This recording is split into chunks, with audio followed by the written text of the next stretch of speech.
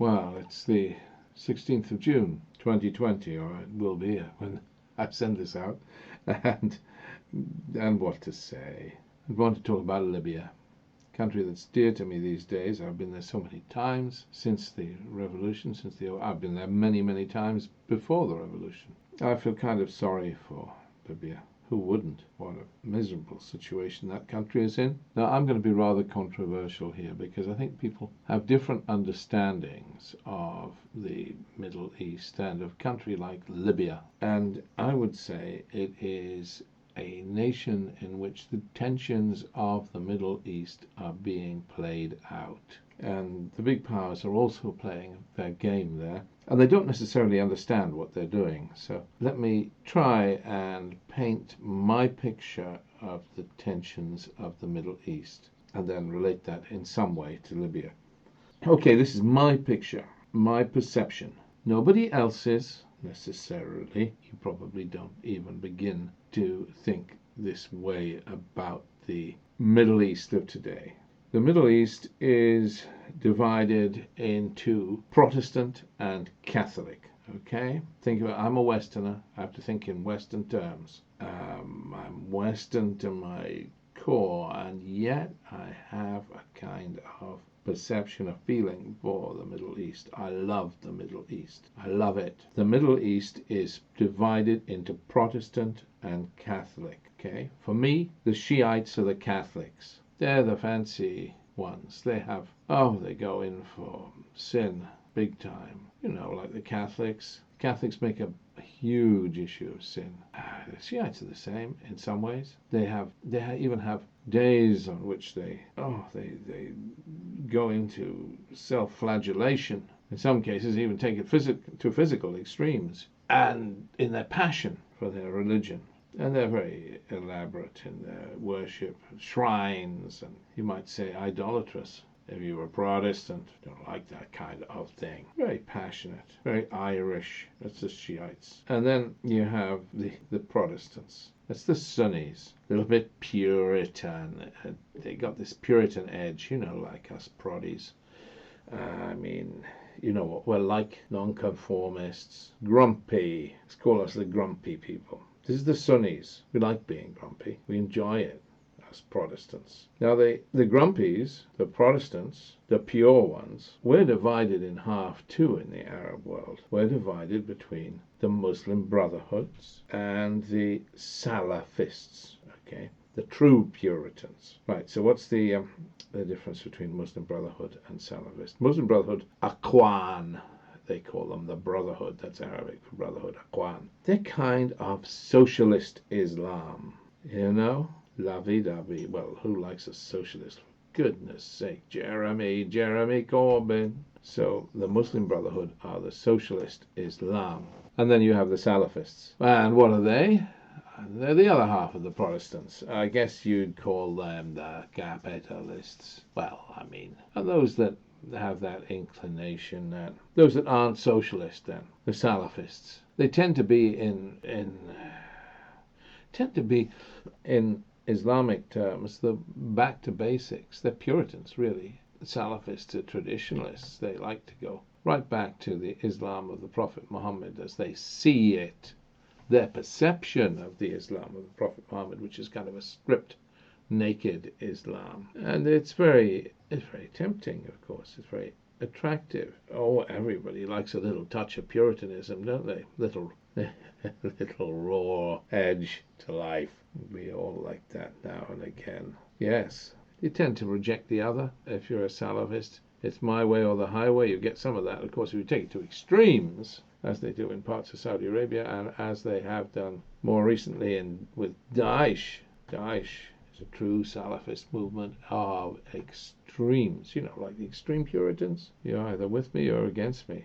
I'm right, you're wrong. But basically, Salafists are Puritans, but with a kind of capitalist edge. Well, certainly anti-socialist. Kings like Salafism, by and large, because it's against change, don't like too much change. Likes things to go back to the raw beginnings. Yes, so there you go. That's Islam. That's the whole Muslim world. or is it? Is a little flavor of something else. You do get Sufism, which is like happy-clappy Islam, like charismatic Islam. The happy-clappies are kind of like hippies of Islam. They go in for loving everybody. People don't even trust them. You also get people who are on the edge of that kind of we love everybody kind of thing that straddle the borderline between Sufism and Salafism. For instance, the Ibadis in Oman, who are Puritan but loving. I mean, how can you be happy-clappy and Salafist at the same time? It's a bit odd, isn't it, really? But they have that streak, the Ibadi Islam, as I see it, anyway. Quite Puritan, but quite sort of hard-working and capitalist, and the kind of we love everybody edge, Sufism. Quite attractive, actually, as an approach to Islam. I find it quite seductive. It's quite a nice sort of approach, but they're not mainstream Islam. Okay, you got it? Now, this is all being played out in war in Libya. So let's just make it clear. Where are the socialist populations of the Middle East? Where are the Muslim Brotherhood, the Aqwan strong? Well, half the United Arab Emirates, those northern Arab Emirates, half of Jordan, southern Jordan, all of Turkey, pretty much. Turkey's a Muslim Brotherhood country. It was led by a Muslim Brotherhood president. Erdogan's whole political party is based on the Aqwan. I mean, it comes out of the Aqwan, the Muslim Brotherhood, and he hasn't strayed much from that, except he makes it hegemonic. It's kind of imperialist, socialist. It's a contradiction in terms, not really. Think of Russian communism. It's imperialist, socialist. That's Turkey. Half of Syria is socialist, Aqwan, Muslim Brotherhood. Half of Egypt is most definitely socialist. Very militant about it. It's an us and them thing there. They're real Muslim Brotherhood, half of them. Qatar is more symbolically Muslim Brotherhood. It kind of likes to irritate everybody else. It's a little grumpy state of all of its own. So it's symbolically Muslim Brotherhood. Ikhwan supporting, mostly because Saudi Arabia isn't, or the leadership of Saudi Arabia. Libya is predominantly Muslim Brotherhood in inclination, but softy Aqwan, not Muslim Brotherhood as they know it in Egypt. I mean, it's not really heavy. No. It's quite gentle Aqwan, almost loving socialism. Gaddafi wasn't really. He was kind of Salafist in inclination. But in my view, what are the Salafist countries? Well, half of Saudi Arabia, and the dominant half, of course. Half of Egypt, and the dominant half currently. Half of Iraq, their huge fondness for the Salafist approach of Daesh. Half of Iraq is certainly that way inclined. Half of the United Arab Emirates, well, by default because they oppose the Aqwan. Half of Bahrain, of course, by default because they oppose the Shiites. These kind of places. Where are the Sufi countries? Well, a quarter of Iran, or not quite a quarter, but a significant proportion of Iran is Sufi or liberal in inclination. Let's call them the liberals, like the Liberal Party in Britain. Oman, I said that. Of course, they're Ibadi, but I put them in that bracket. Maybe there's some Sufism in Libya, Sufism in inclination. A lot of Mizratans, a lot of Tripolitanians are quite liberal and aren't true Aqwan. Let's say a quarter of Libya. Sinai, that's part of why the Sinai gets persecuted so much. Sinai is Sufi by and large. Bedou, not really Salafist, more Sufi, in my view. It doesn't apply to Bedou everywhere. Many of the Bedou are very Salafist, but in Sinai tend to be Sufi. Mostly, I suppose, because mainstream Egypt is predominantly Salafist, and therefore they have to be against what Egypt is mainstream, because they're Bedou, and the Bedou of the Sinai are treated as non-Egyptian by the Egyptians. That's the way it is. Who are the Shiite countries? 3/4 of Iran, of course, predominantly. Half of Saudi Arabia, the underdog half, but nonetheless. Half of Iraq, of course, the biggest half, the southern half. Half of Lebanon, of course, the largest half, by a little bit, by a squidgy bit. Half of Bahrain, Shiite, the Catholics of the Arab world. So this is played out in Libya, in war, the great factions. Turkey has come in, weighed in on the side of the internationally recognized government, which has very little leverage otherwise. Mizratans tend to be Aqwan, and they're the the bloody fighting power behind the internationally recognized government, or they tend to support it. Of course, General Haftar is representing the Salafists. Okay, well, representing Egypt then, and the Salafist powers, Saudi Arabia, United Arab Emirates, and France. He represents France, by the way. French foreign policy is wonderful. The French, you always know what the French think or do. Their foreign policy is so clear. It's Vive la France. It's anything for France. They don't give a damn about international law or anything else. It's what's in French interest. We pursue what's in French interest. Sometimes clarity is refreshing, but unfortunately, Britain, France, and Italy overthrew General Gaddafi. These three countries decided to overthrow General Gaddafi. They were supporting a movement in the Arab Spring, if you like to call it that, which, as one of the Libyans that interns with us says, has turned into an Arab winter.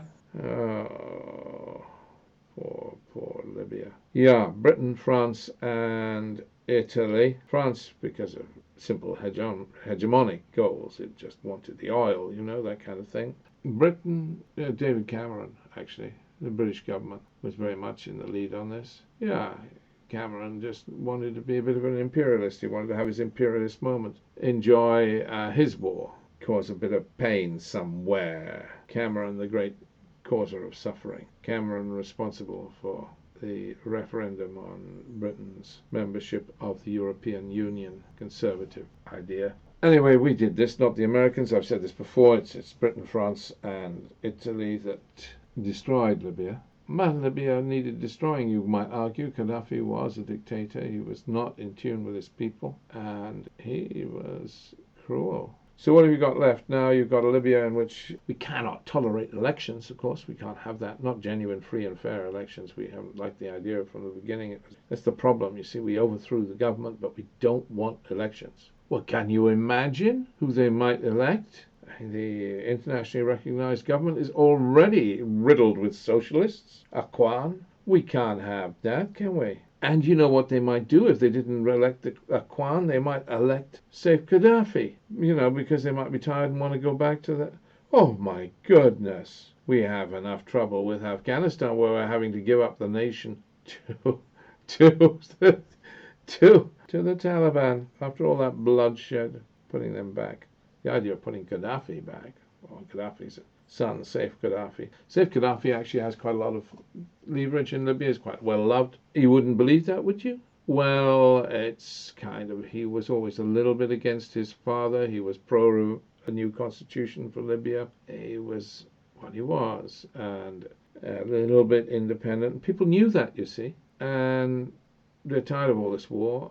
If you had a vote for president and you had an open, free and fair vote, Saif Gaddafi might win, but he hasn't got much. He has no military backing now. The military backing is between General Haftar, backed by Egypt and Saudi Arabia and the United Arab Emirates, and the internationally recognized government, which controls very little except for its strong arm given it by the Akwan fighters from Misrata. The internationally recognized government is backed by Turkey. Turkey counts. Turkey is a hegemonic power. It's also backed by Qatar, of course, a little bit. Qatar's drawn in its horns a little. It doesn't do as much as it did. One of the problems for Gaza, it doesn't get Qatari money like it used to. The Shiite nations are less involved, really. Iran has its hands full keeping its head above water in Syria and Lebanon. Lebanon really matters to Iran, predominantly Shiite country. And so, yeah, it's got a problem enough on it. It's trouble enough trying to make a Shiite corridor from the Gulf to the Med. It's got enough on its plate. It doesn't really get involved in Libya, and there's not much support for Iran anyway. It has no natural resonance there. So really this is a Salafist Akwan fight in Libya, capitalist socialist fight in Libya. It's a Protestant war between the Protestants, and they are the worst, these civil wars. Blood on blood on blood. And General Haftar, if you had an election, well, he couldn't stand for election. Of course, he has an American passport, but under present Libyan constitution, but that can be changed. The whole thing is manipulated. I mean, technically, Saif Gaddafi can't stand for election because he hasn't got a Libyan ID card with a social security number, and you can't stand for election unless you have one. Well, Nobody will issue him one. Guess they'd be in big trouble with the Americans if they did, or well, the British, I suppose. I must stop blaming America. America has nothing to do with the Libyan war. America didn't do this. Oh, by the way, United Nations is unpopular in Libya, just like it's unpopular in much of Iraq. Just be careful there, because, I mean, the United Nations is as unpopular in Libya as it is with Donald Trump. Just to be clear. It makes it very difficult for anybody who is negotiating peace on behalf of the UN. It's seen as not being impartial. One big UN negotiator went off when he retired and went and worked for the United Arab Emirates. I mean, that's one major reason. And I've been in Misrata when they've had demonstrations, Friday demonstrations, chanting, "Down with the United Nations, down with the United Nations, UN out of Libya." Whole population, all them young males, ranting, shouting. By goodness, they get into passionate moods. And they're not shouting down with Haftar, they're shouting down with the UN. Haftar's not particularly popular. I'm sorry. I mean, there are families in Tripoli that like Haftar, or used to, before he started besieging Tripoli. I know families within which, I know one particular family whom I love very much, within which the husband is pro-Haftar and the wife is Misratan and therefore anti-Haftar. Gosh, enough to lead to divorce, wouldn't you think? Yeah, well, they're divorced now. Gosh, I suppose for other reasons, but nonetheless. Nonetheless, what are we talking about? We're talking about Libya. Is there hope? We have an obligation to hope, don't we, you and I? To hope for the future? Well, the likelihood is that Libya will be de facto partitioned, split in half, because Egypt has been supporting General Haftar so strongly that he has hegemony over the Benghazi side, over the eastern side of Libya. Whether or not he's popular there, you can argue that point. And in the West, of course, he can't conquer the West, especially now that Turkish air power has come in on behalf of the Akwan Misratans. Yeah, they've been bombing the road. Haftar's forces have been isolated. There have been peace talks of kind in London recently, but who cares about those? Well, we all care about those, I suppose. Can we have peace talks between Haftar and the Tripoli government? Difficult, but with pressure. I mean, British MI6 have been very active, doing good work in Libya, trying to bring the parties together. Yeah, maybe, yes, maybe. You know, you didn't think of MI6 as a peace-building organization, but it has that inclination. It's done work of that kind in Gaza before, in those happy days. So yes, there. Things going on. Things are not unhopeful. British Secret Intelligence Services work very hard in Libya to try and promote peace and reconciliation. Better than the blooming British government. What a waste of space. We started the whole problem. It's good that we're doing something to fix it now. Yes, I wish Libya well. I think there is a chance for Libya. The big question is whether Libya will be partitioned or whether we can have a future with one Libya. Does it really matter? I don't think it matters to the ordinary Libyans. They just want peace and quiet. Of course, they don't want their country split in two, but mostly they just want peace and quiet. All these international powers meddling with their proxy wars. People are sick of us. People, by and large, are sick of the meddling by the British and America not in Libya, but nonetheless, in terms of the Middle East, people are tired of the meddling by the British and American governments, and the French. Yeah, they want to be left alone, I think. That's what a Syrian told me. He said, if you just all go home, all of you, the Saudis, the Turks, the British, the Americans, the Iranians, all go and leave us alone. We'll be at peace within a year. We are terrible meddlers. It was better in the days of imperialism. Far, far better, because then we took responsibility for our misdeeds. Now we just go and meddle. We just go and destroy, and we don't repair the damage we do, because we're no longer, we're not imperialists. We don't want to conquer these countries. No, we just want to bomb them into the blooming ground, just because we can. We have a lot to answer for. The Western world has a lot to answer for. And in my view, its behavior is more irresponsible these days than it has ever been in these modern times. Libya is one of the countries that suffers. So that's my view of Libya. You won't agree with it, I don't think, for a moment. There you go. I am hopeful. People of good conscience can do something to make Libya better. Let's all try, shall we? Let's all try and behave ourselves. You know what the thing is about the problems of the world? They begin with the man in the mirror, and until we recognize that, we'll get nowhere. Look at the man in the mirror. He is the cause of most of the world's troubles. Okay, God bless you. Bye.